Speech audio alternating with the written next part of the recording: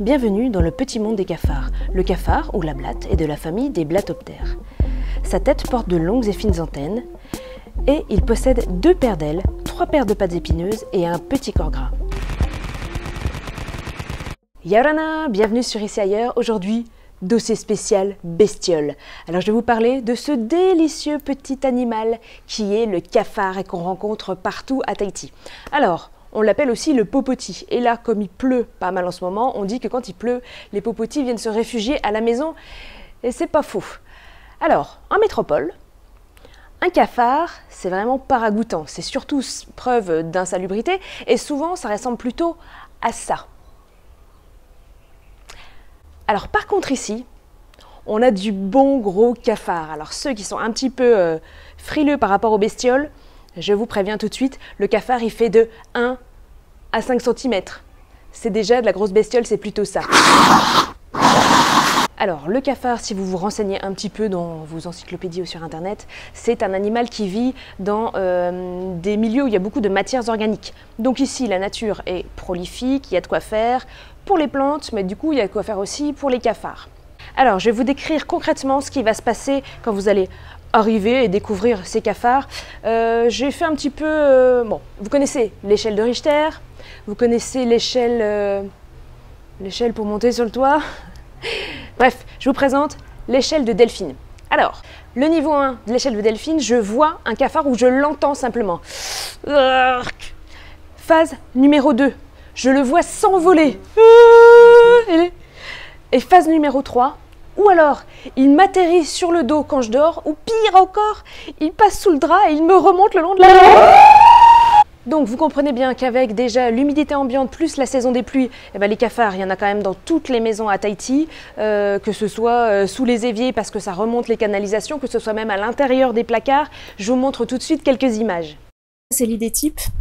Je sors un carton parce que je suis en train de faire le ménage. Alors ça c'est dans le placard de mes enfants, donc c'est même pas dans la cuisine ou quoi que ce soit, c'est juste dans un placard.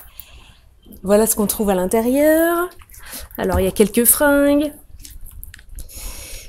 Évidemment, je vais sûrement trouver une bête. Oups! J'en ai vu un tout à l'heure.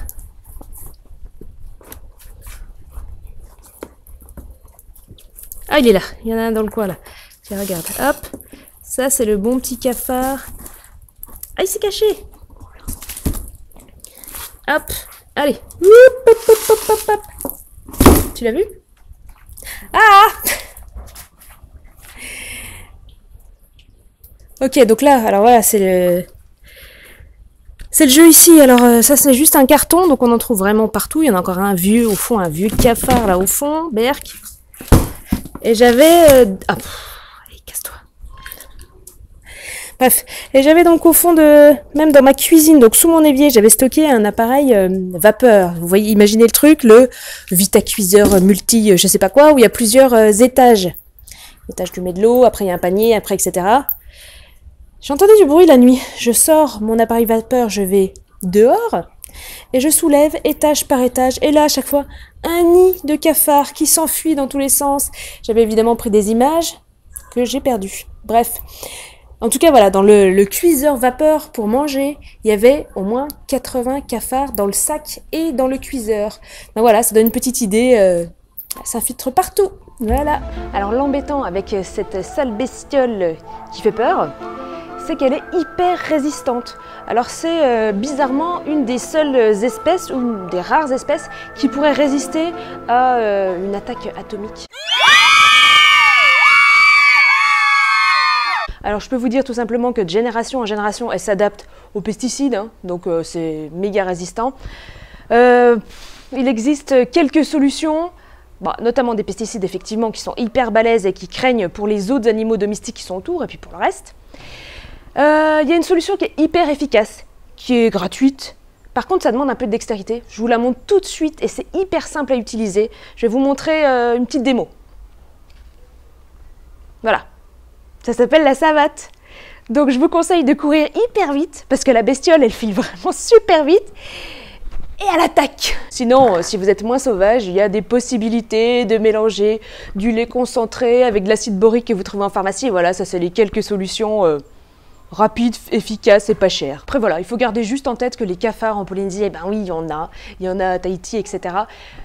Faut pas en faire toute une histoire, on s'y habitue vraiment, c'est comme les margouillas, au départ quand je voyais un petit lézard au plafond, j'avais un peu peur et finalement, voilà, ça fait partie de la vie quotidienne. Voilà, c'était juste à savoir. Merci beaucoup pour cette petite vidéo sans prétention. Et je vous dis à très bientôt sur Ici Ailleurs. Nana! On ne combat pas les insectes qui font comme les insectes qui font. Alors contre les il y a bégon jaune et contre les il y a bégon vert. Bégon jaune, bégon vert, entre gris. Mettez un pouce bleu